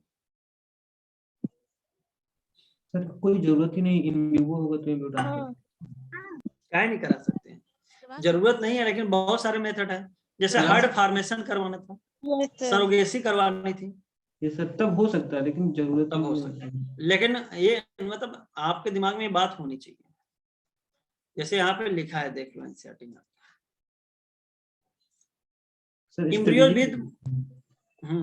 embryos with more than 8 blastomere into the uterus to complete its further development. Embryos formed in vivo fertilization, यानी fusion of gamete within the female also could be used for such transfer to assist those female who cannot conceive. अब मान लो पता चला कि यार किसी कोई female conceive नहीं कर सकती है, तो किसी की बॉडी में यानी उसके अंदर फर्टिलाइजेशन नहीं हो पा रहा है, लेकिन सुटेबल इन्वायरमेंट कर सकती है फॉर प्रेगनेंसी के लिए, तो क्या कर दो उसमें ईटी यूज कर लो, किसी की फीमेल से कहो भैया अपना जायगोट या एम्ब्रियो दे दो, सरोगेसी। या आप उस केस में भी कर सकते थे कि भाई जेनेटिक काउ थी, इसकी मिल्क की प्रोटीन क्वालिटी ज्यादा थी और इसका मिल्क की क्वांटिटी भी ज्यादा थी, तुमने कहा यार ढेर सारे ऐसे गाय बनानी है हमें, तो ऐसा करो कि इसको बचाए रखो, खाली इसका फर्टिलाइज एग ले लेके क्या करो ट्रांसफर करते रहो। तो याद रखना embryo transfer technology in vitro और इन विवो दोनों के लिए यूज कर सकते हैं। कॉमनली किसमें यूज करते हैं? In vitro. अब ये तो आपका हो गया असिस्टेड में एक मेथड। अब अलग भी कंडीशन होता है। एक कंडीशन क्या है कि फीमेल के बॉडी में गैमेट नहीं बन रहा है। अब फीमेल के अंदर फर्टिलाइजेशन भी हो सकता है, प्रॉपर इन्वायरमेंट हो सकता है डेवलपमेंट का, तो फीमेल की बॉडी में फर्टिलाइजेशन भी के लिए अच्छा सुटेबल इन्वायरमेंट है, डेवलपमेंट के लिए भी सुटेबल इन्वायरमेंट है, लेकिन उसके अंदर एग ही नहीं बन रहा है, तो आप उसको खाली क्या दे दो? गैमेट दे दो, बाकी सारा काम हो जाएगा। तो transfer of an ovum collected from a donor into the fallopian tube, gift. तो गिफ्ट किस कंडीशन में करोगे? गिफ्ट उसी कंडीशन में करोगे कि फीमेल में ओवा ना बन रहा हो, लेकिन फर्टिलाइजेशन और डेवलपमेंट के लिए सुटेबल इन्वायरमेंट हो। तो देखो लिखा है of another female who can not produce one but can provide suitable environment for fertilisation and further development is another method attempt. ठीक है। एक और मेथड आता है कि मान लो इंसेमिनेशन प्रॉपर नहीं हो पा रहा है या स्पर्म काउंट बहुत कम है, ऐसे केस में कोशिश किया जाता है कि ओवा में डायरेक्ट क्या डाल दो? आप स्पर्म डाल दो। इसको क्या बोलते हैं? ICSI, intracytoplasmic sperm injection is another special procedure to form an embryo in the laboratory in which a sperm is directly injected into the ovum। तो क्या मैं बोल दूं कि टेस्ट ट्यूब बेबी प्रोग्राम में क्या ICSI करा सकते हैं? यस, करा सकते हैं। एक केस और आया है। अब मान लो infertility cases either due to inability of the male partner to inseminate the female or due to very low sperm count in the ejaculate। अब मेल पार्टनर प्रॉपर इंसेमिनेट नहीं कर पा रहे, इम्पोर्टेंट है, या स्पर्म काउंट बहुत कम है कि जो आराम से स्पर्म पहुंच पाए तुम्हारे कहाँ पे? फैलोपियन ट्यूब तक, यानी 60-40 वाला मेंटेन नहीं है। 60% स्पर्म और 40% स्पर्म वाला रेशियो मेंटेन नहीं है, कम है, लो स्पर्म है, ऑलिगोस्पर्मिया बोलते हैं। तो ऐसे केसेस में आप लोग क्या करोगे? आर्टिफिशियल इंसेमिनेशन करोगे। ये लाइन एकदम इंपॉर्टेंट है, ये भूलना मत। In this technique semen collected either from the husband or healthy donor is artificially introduced either into the vagina or into the uterus. या तो वजाइना में रख दीजिए या यूट्रस में। इसको बोलते हैं IUI। IUT और IUI में कंफ्यूजन मत करिएगा। AI माने इंसेमिनेशन है, OT माने है ट्रांसफर। इंसेमिनेशन किसका करते हैं? गैमीट का, स्पर्म का। तो भाई जैसा बीमारी होगा वैसा इलाज होगा। तो दो options are many. All this techniques require extremely high precision handling by specialised professional and expensive instrumentation. तो IVF कराने का खर्चा 4 से 5 लाख रुपया आता है। ठीक है। और ये स्पेशलाइज्ड प्रोफेशनल होते हैं और बहुत महंगे महंगे इंस्ट्रूमेंट का इस्तेमाल होता है। Therefore, these facilities are presently available only in very few centers in country. Obviously, their benefit is affordable to only a limited number of people. अब 4 से 5 लाख रुपया कौन खर्चा करेगा? ये भी बता दो भाई, बड़ा मुश्किल है। 4 से 5 लाख रुपया और पूरा बच्चा पैदा होते तक 7-8 लाख रुपया पहुंच जाता है। ये सबके लिए अफोर्डेबल नहीं है, यानी हर कोई इसको अफोर्ड नहीं कर सकता है, बेयर नहीं कर सकता, पैसा भी तो होना चाहिए उतना। साथ ही साथ emotional, religious and social factor are also deterrent in the adoption of these methods. Emotional मतलब कोई कहता है कि भाई बच्चा मेरा है, मेरे पेट में पैदा हो, दूसरे के, तो बहुत सारे इमोशनल हो गया, रिलीजियस बात हो जाती है, सोशल बात हो जाती है। ये सब मेथड को अडॉप्ट करने से क्या करते हैं, रोकते हैं। Since the ultimate aim of all these procedure is to have children, चूंकि ये इंडिया में जो भी लाया गया इस मेथड का फायदा कि भाई आपको चिल्ड्रन हो जाए, बच्चा हो जाए। In India we have so many orphaned and destitute children who would probably not survive till maturity unless taken care of। अगर भाई आप इन सब चीजों को अफोर्ड नहीं कर सकते हैं और आपको सोशल, रिलीजियस या इमोशनल चीजें हैं, तो आप क्या कर सकते हो कि आपको चिल्ड्रन यानी बच्चा ही तो चाहिए। तो जो इंडिया में बहुत सारे क्या है, अनाथ हैं, ऑर्फेंड हैं या लाचार बच्चे हैं, डेस्टिट्यूट मतलब होता है लाचार, जो आपका हो सकता है कि मैच्योरिटी यानी परिपक्व ना हो पाए, उससे पहले मर जाए बेचारे। अवर लॉज, हमारा कानून लीगल परमिट देता है इनके एडॉप्टेशन के लिए। One of the best method for couples looking for parenthood. तो ऐसे दंपति या कपल जिनके बच्चा नहीं हो रहा है और सब मेथड नहीं अपनाना चाहते हैं, तो क्या करें, अनाथ को गोद ले लें। तुम्हारे मन में कोई डाउट हो तो पूछ लो, लेकिन ये पेज बड़ा इंपॉर्टेंट है, इस साल भी क्वेश्चन आपको आएगा ही आएगा।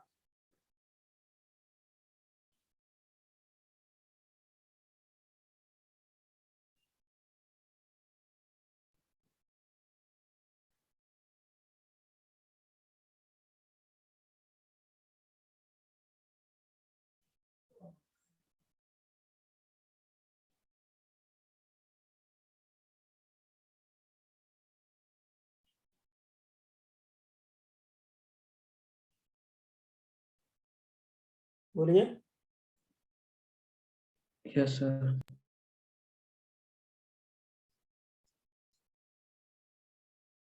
एक क्वेश्चन आता है, कभी कभी पूछा जाता है, स्पर्म की फर्टिलाइजिंग कैपेसिटी कितने घंटे की होती है? 24। हाँ, 24 से 48 घंटे की होती है। ओवा की ना 48 घंटे होती है, स्पर्म की तो 24 ही घंटे होती है। नहीं, स्पर्म की 24 से 48 घंटे होती है, ओवा की खाली 24 घंटे होती है।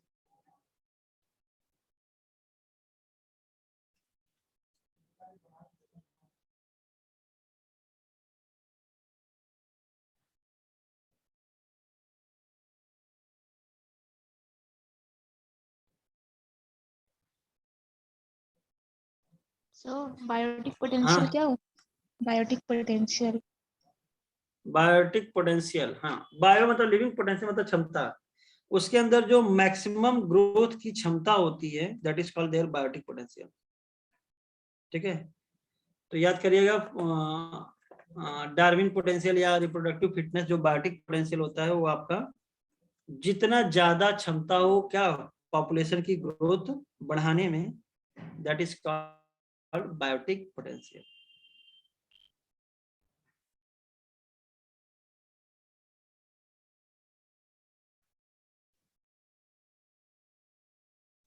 अब जैसे मान लो एक आदमी था, एक कपुल था, पहलवान का था और एक दुबला पतला था।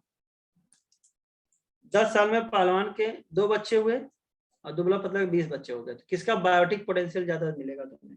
दुबले पतले का। दुबले पतले का। यानी हाई रिप्रोडक्टिव रेट होना चाहिए।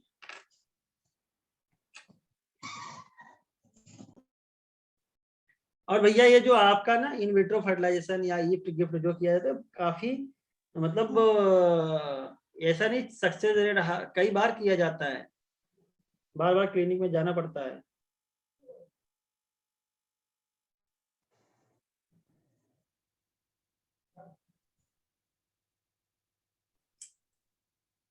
फिर क्वेश्चंस करा दीजिए इसके।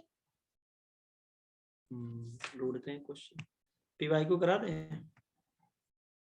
यस।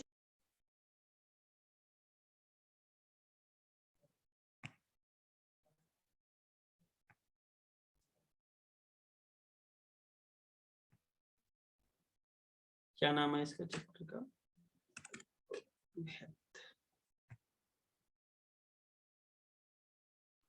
सर रिवीजन करवाएंगे अब? आप बोलो, हम तो रिवीजन करा दें अगर चाहो तो। अब हमको लग रहा है आपकी मैक्सिमम चीजें Yes, तो sir. हो ही गई हैं। जी सर, खत्म हो चुका। कंप्लीट हो जाएगा बोलो। मतलब सर 11 का फिर से सर एक बार रिवीजन कराइए, धीरे धीरे भूल रहा है। मैंने हेल्थ वाली और जी वाली यूनिट ह्यूमन हेल्थ वाली क्या है? ऐसे लाइन टू लाइन करना कि एक दिन में खत्म कर दें ह्यूमन हेल्थ की यूनिट? नहीं सर, ऐसे जैसे line to rapid line fire नहीं टाइप करना है सर। लाइन टू मतलब लाइन अब rapid- नहीं करना है ना। नहीं रैपिड तो सर। ऐसा करते हैं, देखो ह्यूमन हेल्थ, माइक्रोब और स्ट्रेटजी यूनिट एक दिन अच्छे से रैपिड फायर क्या सोच लो, मतलब एक दिन में हम खत्म करेंगे, चाहे लाइन टू लाइन करें चाहे कैसे करें, तो ज्यादा स्पीड सर, रहेगी ठीक ठाक। हाँ। ठीक है क्योंकि कुछ हम्म? चैप्टर में नहीं समझ में सर आता उसी में जो अगर जैसे किसी पैराग्राफ में प्रॉब्लम होगी तो पूछ लेंगे। Yes sir. Yes sir. तो वही हम जैसे आपको जैसे रीडिंग स्पीड में लगा देंगे, मेन मेन पॉइंट बोलते चले जाएंगे। हाँ सर। आपका जैसे मान लो हो सकता है जो भी आपको थोड़ा बहुत डाउट हो तो पूछ सर लेना, आप नहीं पूछ तो लेंगे खत्म हो तभी गया तो हो। ठीक रहेगा सर, हम लोग पढ़ के आएंगे तो आप अच्छा रहेगा, आप पूछ लेंगे तो ज्यादा सही रहेगा। तो हमारे लिए ही बेटर है, ठीक भी है। लेकिन आप फिर मैं वो करवा दूंगा तो ये मानना कि वो खत्म हो चुका है, फिर ये मत कहना कि ये नहीं हुआ है। सर जिसका जैसे जिसको जिस पैराग्राफ में दिक्कत होगा वो पूछ लेगा, और वैसे आप पूछते मतलब पूछ लीजिएगा सवाल। चलो ठीक है। रैपिड फायर कर। सर जल्दी क्योंकि हो भाई जाए ताकि 11 से स्टार्ट हो। 11 ठीक के है, अब स्टार्ट तो करिए। बाकी इकोलॉजी हमने एक बार कराया भी है ना तुम लोगों को। Yes sir. सर आपने बस मतलब वही रैपिड फायर की तरह करा दिया था। एनवायरनमेंट तो वाला रैपिड सर वैसे जैसा था वैसे सही था। भैया कराया था, हमको याद है, हाँ सर एनसीईआरटी भी कराया ओपन था। किया था। सर खत्म हो चुका है स्टार्ट वाला पार्ट। सर अब 11 का शुरू करिए सर। तो ये एक लेक्चर ले लेते हैं इसका, इसको भी अनटच्ड क्यों रखें, क्योंकि इसमें भी क्वेश्चन आता है भाई। 10 सर क्वेश्चन का है वो पॉइंट तुम्हारा, 8 से 10 क्वेश्चन है, इंपॉर्टेंट टॉपिक है। सर इकोलॉजी हेल्थ वाला स्ट्रेटजी और माइक्रोब से मिला के 8 क्वेश्चन से 7 क्वेश्चन आराम से आते हैं भैया। 3 क्वेश्चन स्ट्रेटजी से आया था 2021 में, माइक्रोब से 2 क्वेश्चन आया था, या 1 क्वेश्चन 2 क्वेश्चन जरूर आता है, और ह्यूमन हेल्थ से भी 2 से 3 क्वेश्चन आता ही आता है।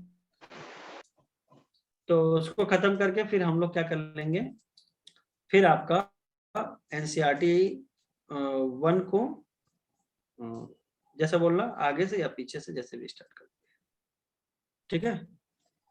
Yes sir. चलिए कुछ क्वेश्चन कर लेते हैं, देखिए मिल नहीं रहा क्वेश्चन इसका।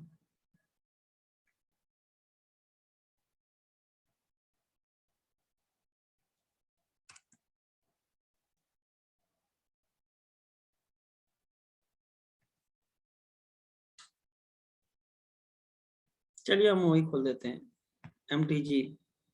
एमटीजी आप लोगों के पास, सबके पास है ना एमटीजी?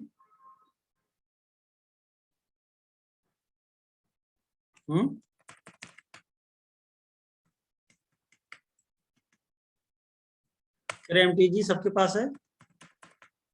No sir. नहीं, बहुत बढ़िया। किससे लगाते हो फिर क्वेश्चन?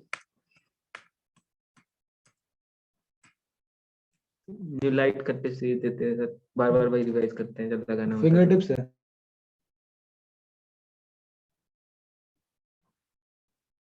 ठीक है, तो हाँ फिंगर टिप्स में, लेकिन एक्स्ट्रा भी दिया हुआ है। चलो ठीक है, अभी तुम लोग को भिजवा देंगे फाइल। ये 2020 तक का है एमटीजी।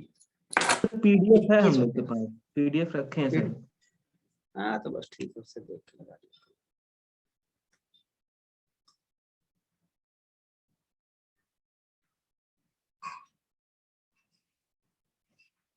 चलिए पहले क्वेश्चन का आंसर बताइए।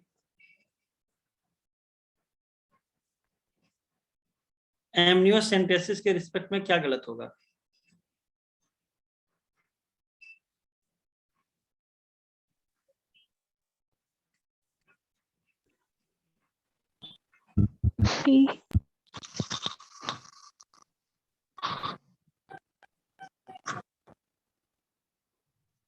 सी क्यों गलत होगा भैया? टी वाला गलत है, ये उसके लिए क्यों यूज गलत नहीं। होगा? सर बी होगा। अरे भैया बी गलत है, क्लेफ्ट पैलेट कहाँ से देख लोगे भाई? देखो डाउन सिंड्रोम जेनेटिक डिसऑर्डर को तो बताता ही है, एमनियोसेंटेसिस नहीं बताता था। सारा पढ़ा लिखा बकवास कर दिया आप लोगों ने।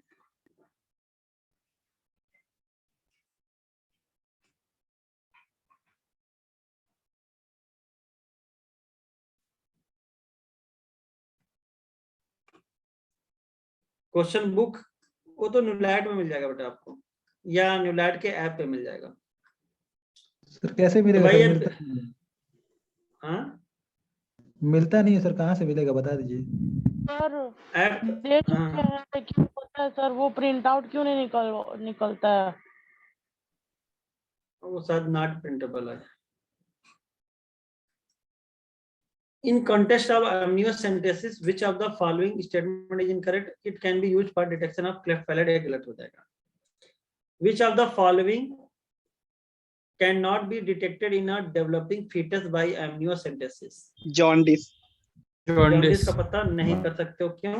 क्योंकि आपको पता है डाउन सिंड्रोम, क्लाइनफेल्टर और सेक्स, ये सब जेनेटिक्स और सेक्सुअल डिटरमिनेशन भी कर सकते हैं। The permissible use of technique amniocentesis is D for। Option. तो भाई सेक्स थोड़ी ना पता करने के लिए था, ये किसके लिए था? जेनेटिक एबनॉर्मलिटी को देखने के लिए था। और कहाँ का सेल लिया जाता है? यानी foetal sex can be determined by examine cells from amniotic fluid by looking for. किसको देखोगे? कियाजमेटा, काइनेटोकोर, बार बॉडी या बार बॉडी। बॉडी। देखते थे, बार बॉडी इसको चेक करते थे। और बार बॉडी होता है, क्या होता है? एक्स एक्स एक्स अगर एक्स एक्स है तो कितने बार बॉडी होंगे? 1 वन। एक और X 3 है minus तो one कितने होता हो जाएंगे? सर हाँ 0 19 बताओ। Contraceptive method involve a role of hormone, यानी इसमें हार्मोन आना ही चाहिए।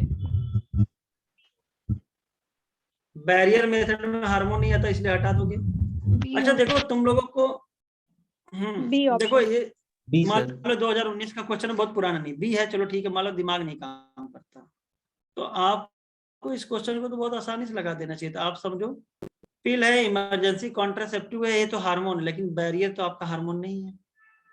लैक्टेशनल एमेनोरिया में कौन सा हार्मोन का लेवल जाता है? तो प्रोलैक्टिन ज्यादा होता है। प्रोलैक्टिन। जब प्रोलैक्टिन जब ज्यादा होता है ना तो प्रोलैक्टिन आपका जीएनआरएच को सप्रेस कर देता है। जब जीएनआरएच नहीं निकलेगा तो आपका एफएसएच और एलएच नहीं निकलेगा। एफएसएच एलएच नहीं निकलेगा तो आपका फॉलिकल का स्टिमुलेशन नहीं होगा, यानी कि आपका मेंस्ट्रुअल साइकिल लैग करेगी। इमरजेंसी कॉन्ट्रासेप्टिव पिल्स ये सब क्या है? आपके हार्मोनल मेथड है। मिल गया। ये देखो बैरियर मेथड इसमें भी था, तो ये भी घट गया। और यहाँ पे कॉपर टी है, यहाँ से कॉपर निकलता, हार्मोन नहीं निकलता। तो ऐसे भी अगर ना पता होता तो ए सी डी तो होता नहीं, बी आंसर हो जाता। तो कभी कभी आंसर घुमा के भी करना सीखिए।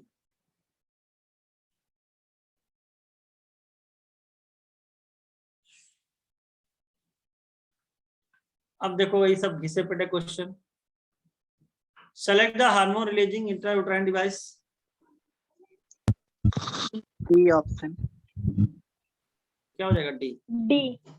हाँ, ए नॉन मेडिकेटेड होता है, एक कॉपर होता है। वाल्ट आपका बैरियर मेथड हो गया, एलएनजी 20 हार्मोनल हो गया, मल्टीलोड 375 कॉपर, प्रोजेस्टेरोन हार्मोन, और ये आपको आज ही बताया गया था।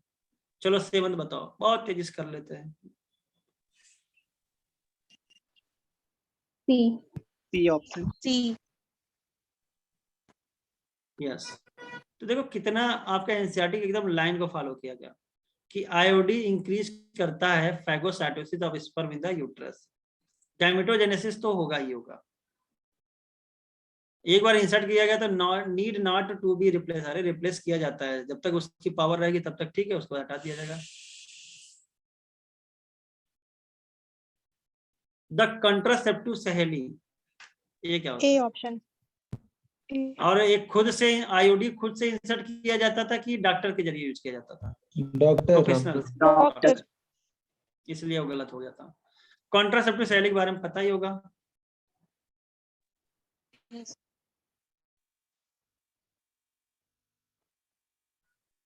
बताइए। 9 का ऑप्शन डी। होगा ना 8A। 9th वाले का पूछ रही हूँ। ये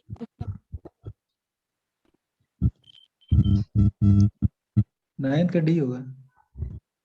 हाँ, कॉपर रिलीजिंग एनसीईआरटी की लाइन है, द सप्रेस स्पर्म मोटिलिटी, आवाज आ रही भाई, and fertilising capacity of sperm.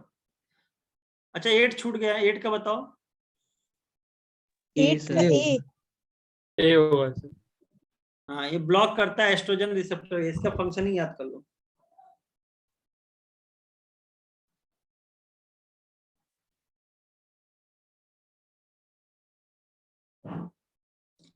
ये याद कर सकते हो, ये अच्छा लाइन मिला। Which of the following is hormone releasing iodine? LNG 20। हाँ तो ये तो आसान हुआ है, ये तो NCERT related. Which of the following is incorrect regarding vasectomy? Incorrect बताना है। B। B option. Second option. Second Yes, sir. Option. हाँ, अरे वास डिफरेंस को कट एंड टाइट करते हैं, तो यानी इपिडिडाइमिस में तो स्पर्म होगा ही होगा। तो इसने क्या लिख दिया, नो स्पर्म इन इपिडिडाइमिस, जो गलत हो जाएगा।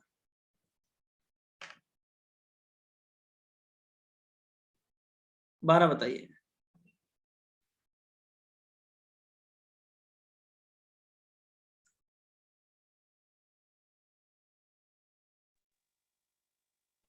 अब तक आ जाना चाहिए था जवाब। A option. B option. B option.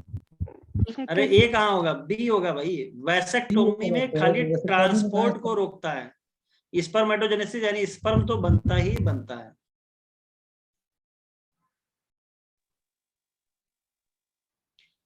Tubectomy is a small method of sterilisation. जो हाँ। कॉपर रिलीजिंग होती है वो ही तो रिटार्ड करती है मोटिलिटी को, जो हार्मोनल रिलीजिंग होती है वो तो सर मतलब होस्टाइल कर देती है यूट्रस को। हाँ ठीक है, कोई दिक्कत नहीं, लेकिन आपका फंक्शन मैंने बोला ना कि आपको बस ऐसे याद करना है, लेकिन सबके फंक्शन थोड़े बहुत मिलते जुलते जब आप बहुत सारे अच्छे से पढ़ोगे, ठीक है।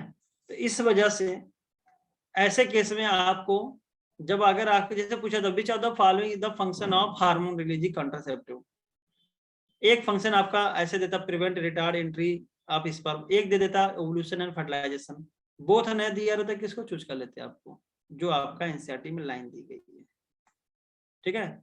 लेकिन अब ऐसे केस में आपको पता है कि ये 100% क्या गलत है, ठीक है। वैसेक्टोमी प्रिवेंट नहीं करता स्पर्मेटोजेनेसिस, तो आप इसको ही चूज करिएगा, ताकि बाकी बात इसका मतलब आपको समझ में आ गया कि इसमें एनसीईआरटी में अधूरी लाइन लिखी है या क्लियर कट नहीं है फंक्शन, ठीक है। ध्यान रखना, क्वेश्चन के अकॉर्डिंग आंसर किया जाता है।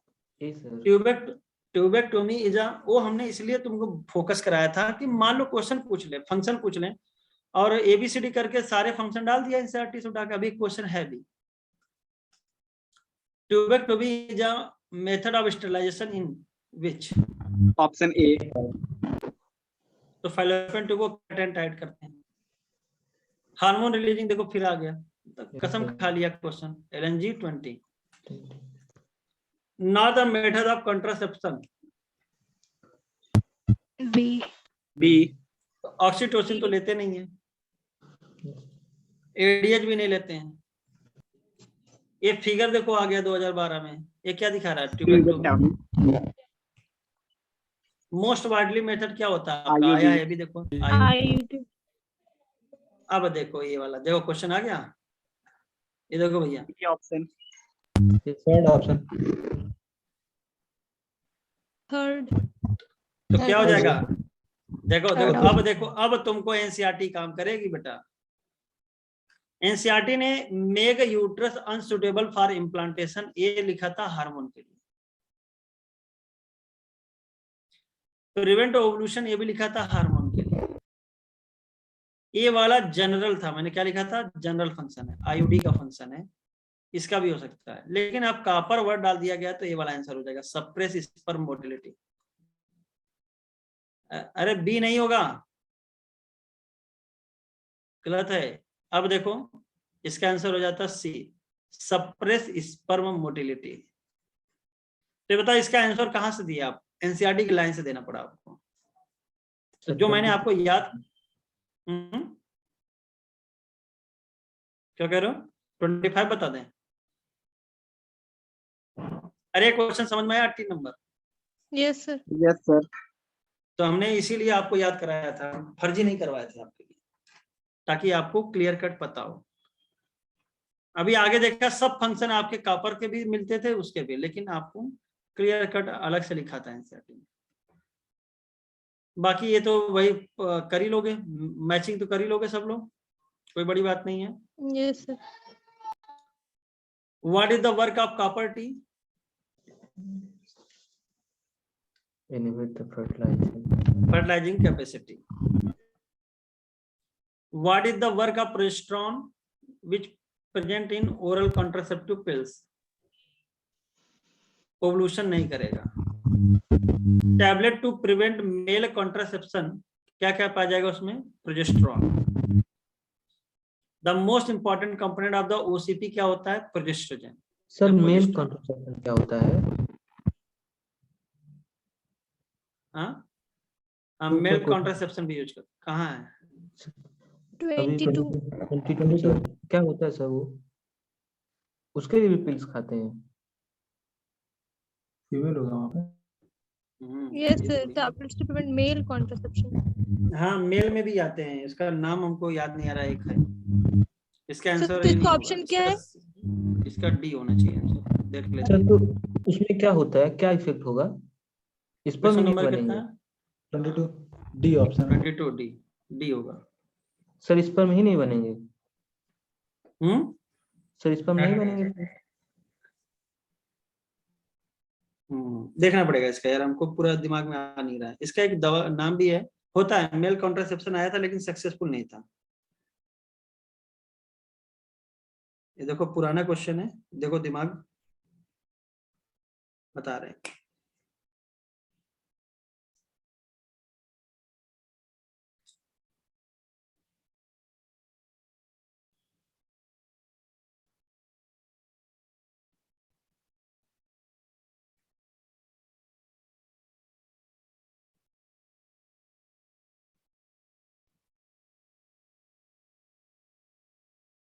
इसको देखना पड़ेगा थोड़ा डिटेल में, ऐसे ऐसा मिल नहीं रहा है कि मेथड कैसे होगा एलएच और एफएसएच का। ठीक है, हालांकि प्रोजेस्टेरॉन तो 2000 का क्वेश्चन है। 1999 का पुराना है, बस उस समय बताया जाता था। तो कॉम्बिनेशन में वैसे भी अगर मेल लिख गया था तो भाई आपका प्रोजेस्टेरॉन तो होगा ही नहीं। और ये पूछा गया the present population of the world is about, तो ये तो 1997 का तो आंसर ही मत दो। अरे कहाँ से दे दोगे, इसमें तो ट्रिलियन बिलियन दिया, 6 बिलियन हो जाएगा उस हम समय के लोगों हिसाब में से। तो होगा ऑप्शन। अरे 1997 यानी 2000 की बात कर रहे हैं, तो उस समय कितनी थी? 6 billion.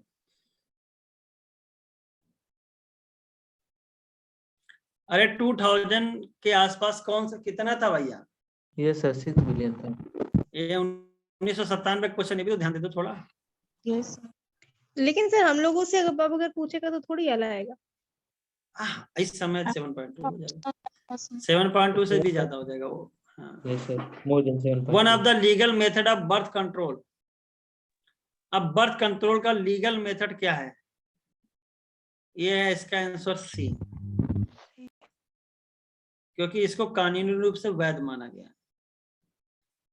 By having quarters at the time of daybreak, इसको बोलते हैं आप मतलब डे ब्रेक, यानी जिस दिन ब्लीडिंग आया उस दिन क्वार्टर्स करना। तो नेचुरल मेथड हो सकता है या इसको यूज ही नहीं करते हैं। By a premature ejaculation during coitus interruptus, ये भी नेचुरल मेथड होता है। और by abstaining from coitus from day 10 to 17 of the menstrual cycle, ये भी क्या होता है? Natural method. लेकिन लीगल मेथड आपका एमटीपी होता है, और एमटीपी में आपको एप्रोप्रिएट मेडिसिन लेना होता है फॉर एबॉर्शन। जब ये क्वेश्चन आया था तो बहुत लोग डिबेट किए कि ये आंसर नहीं होगा, बहुत लोग डी मानते हैं, लेकिन 100% आंसर सी होगा, इसमें कोई दो राय नहीं। ठीक है,